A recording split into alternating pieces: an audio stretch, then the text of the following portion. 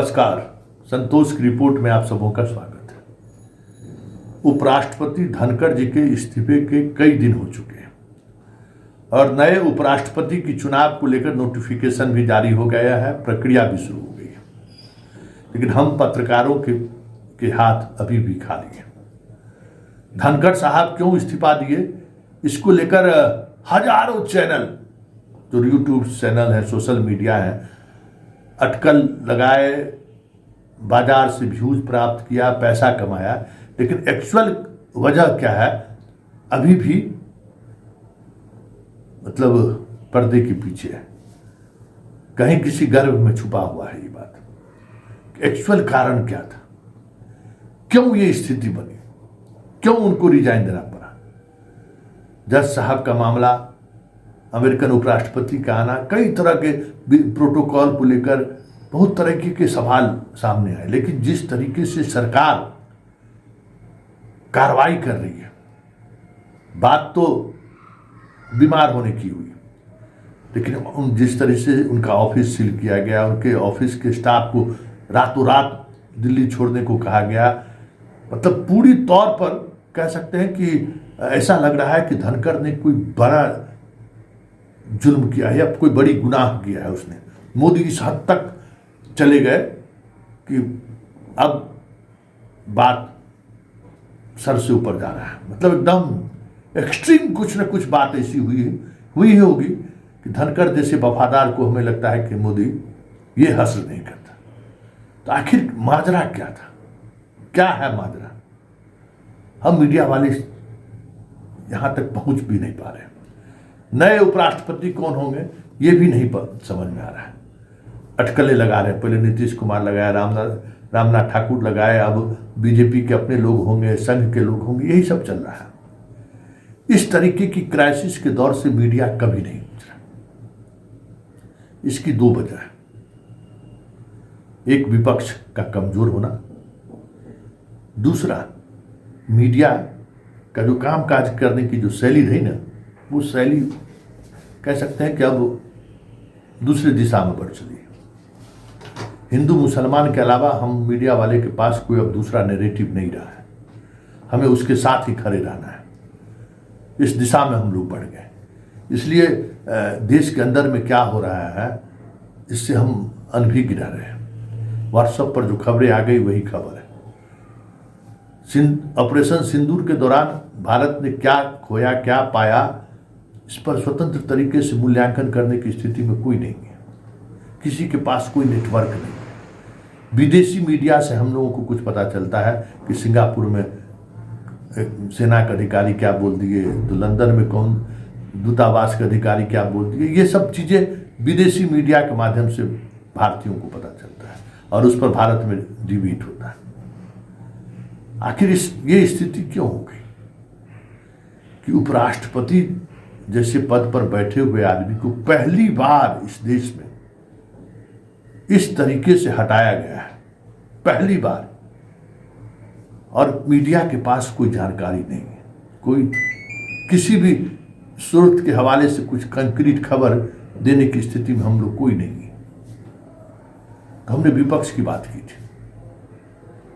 देखिए, बीजेपी सत्ता में आने के बाद उसका चेहरा जो भी क्रूर चेहरा दिखने को मिला हो, विपक्ष में रहकर जितनी जबरदस्त तैयारी, होमवर्क बीजेपी के विपक्ष के नेता के रूप में करते थे, कोई दूसरा नहीं कर। ये कांग्रेस का औकात की बाहर की बात है। आज यही अगर कांग्रेस की सरकार रहती और उपराष्ट्रपति के साथ इस तरीके का व्यवहार होता तो सारी खबरें किसी न किसी माध्यम से मीडिया वाले के पास होता, किसी न किसी माध्यम से। क्योंकि देखिए, यहाँ रिसोर्सेज मीडिया वाले के पास बहुत ही कम है। अब नीतीश कुमार 15,000 रुपया पेंशन कर दिए, हम सब मीडिया वाले खुश हैं। हमारी औकात आर्थिक रूप से यही है। हम अपने बच्चों को सही शिक्षा नहीं दे सकते, हम अपने बच्चों को फौरन पढ़ने के लिए नहीं भेज सकते हैं, किसी बड़े इंस्टीट्यूट में बच्चों को पढ़ने भेज नहीं सकते, क्योंकि हमारा आर्थिक स्थिति उस तरीके की नहीं है। कहने वाले जो कह दे कि भाई कौन कितना कमा लेता है, लेकिन मुझे मालूम है कि सबका अपना एक लिमिट है, उसी लिमिट के अंदर हम लोग अगर कुछ बाएं दाएं करके कमा लिए तो अलग बात है। उस कमाई से हम कोई कंक्रीट चीज़ें खड़ी नहीं कर सकते, मौर्या होटल नहीं खड़ा कर सकते, श्रीटन एयरपोर्ट नहीं खड़ा कर सकते, कोई प्लेन का बिजनेस नहीं कर सकते। हाँ, थोड़ा लेविश जिंदगी, अपने ऐशो आराम वाली ज़िंदगी जी सकते हैं, बच्चों को ऐशो आराम वाली ज़िंदगी दिला सकते हैं अगर हम कुछ बाएं दाएं कर दिए तो, बाकी कुछ नहीं है।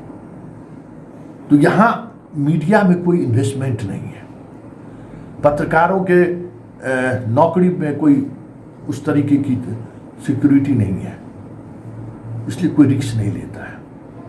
बात उस तरीके से हम किसके लिए लड़ें, क्यों लड़ें? जनता भी इस तरीके के मुद्दे से कोई मतलब नहीं है। आए आए गए गए, क्या किए आपने, उससे कोई मतलब नहीं है। वो अपनी लड़ाई लड़ता है, सिर्फ उसकी मतलब की बात करिए तो वो आपके साथ है, उसके मतलब की बात न करिए तो आप वो उसके साथ नहीं है, आपके साथ नहीं है। तो यही है कि आज इतने प्लेटफॉर्म के बावजूद भी हम इंफॉर्मेशन के मामले में जीरो है। हमारे पास कोई भी ऐसा इंफॉर्मेशन नहीं आ रहा है जिस इंफॉर्मेशन के सहारे हम दावा कर सकें कि धनखड़ जी ने क्यों इस्तीफा दिया, आखिर मोदी क्यों इतने गुस्से हुए जिसकी वजह से धनखड़ को जाना पड़ा। और इस देश में 2014 से लेकर अभी तक देख लीजिए, बहुत सारी ऐसी घटनाएं घटी हैं जिस घटना को लेकर मीडिया भी असहज है और हर कोई असहज है, लेकिन हमारे पास कोई सिस्टम इंफॉर्मेशन नहीं है। अब अभी करेंगे, पूर्व चीफ जस्टिस साहब जो हैं वो भी उपराष्ट्रपति के रेस में है, बहुत तरह के सिर्फ गॉसिप है ये, क्योंकि इस पर हम लगातार काम कर ही नहीं सकते। न मीडिया हाउस अलाउ करता है, न इस तरीके की खबरों को दर्शक पसंद करता है। अब बस एजेंडा चलाइए, दर्शक भी खुश, पैसा कमाइए, मस्त रहिए, बाकी कुछ चलने वाला नहीं है। इस फील्ड में बने रहने के लिए जिस तरीके की चीज़ें की जरूरत है वो समझिए बहुत मुश्किल है सरवाइव करना उसमें। तो ये इसलिए धनखड़ के मामले में आपके पास कोई सूचना नहीं है कि देश में आखिर चल क्या रहा है, क्योंकि धनखड़ का इस्तीफा स्वाभाविक नहीं है और ये कोई अंदर में बहुत चीज़ें चल रही हैं। सरकार के अंदर भी सब चीज़ सहज नहीं है, कुछ न कुछ ऐसी चीज़ें हैं जिसकी वजह से सरकार परेशान है और उसी परेशानी का नतीजा धनखड़ का जाना है। और जिस तरीके से धनखड़ की विदाई हुई है, ये तय है कि मोदी के एक से एक भक्त भी अब धनखड़ की स्थिति को देखकर घबराहट में होंगे, एकदम तय मानिए। उनका दिमागी तौर पर जो है सो गुरु भी तनाव में आ गए होंगे कि कहाँ कब क्या हो जाएगा कहना मुश्किल है। क्योंकि क्यों धनखड़ के साथ ऐसा हुआ, बहुत सारे ब्यूरोक्रेट्स भी अनभिज्ञ हैं और जिनको मालूम होना चाहिए था राहुल गांधी को, उसको इससे मतलब नहीं है। इससे इस चीज़ों को वो न समझ रहा है न समझने की कोशिश करता है। भाई महाराष्ट्र मॉडल क्या है, कभी डॉक्यूमेंट्स के सहारे वो बंदा बैठकर प्रेस कॉन्फ्रेंस करता हुआ नहीं दिखा है, दिखाइए ना। तेजस्वी, अगर तेजस्वी की जगह पर यहाँ पे सुशील मोदी रहते तो अभी मतदाता पुनरीक्षण को लेकर अजीत अंजुम का दिखा रहे हैं, उनके पास कोई नेटवर्क नहीं है।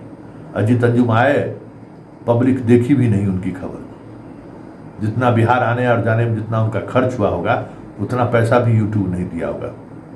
हाँ, केस नहीं होता तो कोई जानता भी नहीं कि अजीत अंजुम आए थे और उनके साथ इस तरीके की चीज़ें। तो इस तरीके की खबरें विपक्ष अगर स्टैंड ले तो फिर मीडिया कदम से कदम मिलाकर आगे चलती है, लेकिन विपक्ष को तो इससे मतलब ही नहीं है। बस विपक्ष छू लेना है, चल देना है। अब सुशील मोदी हों या सुब्रमण्यम स्वामी हों, बहुत सारे ऐसे देश में पॉलिटिशियन हुए जो इसी पर काम करते रहे। और जब आप काम करिएगा तब तो आपके साथ मीडिया, क्योंकि मीडिया वाले तो निस्सहाय है। अब लीजिए, हमारा नवनीत खबर चला है, नवजीत, उस पर 30 करोड़ का हर्जाना नोटिस भेज दिया। और यही बात अगर तेजस्वी यादव करते तो डर से नोटिस नहीं भेजता। हम लोग मीडिया वाले इतने कमजोर हैं कि हमेशा ढाल खोजते हैं जिसके सहारे हम खबर को आगे बढ़ा सकें, लेकिन अब ढाल ही नहीं रहा। तो इसलिए धनखड़ क्यों गए ये समझ जाइए अनुत्तर ही रह जाए इस राजनीतिक इतिहास में, तो कोई बड़ी बात नहीं।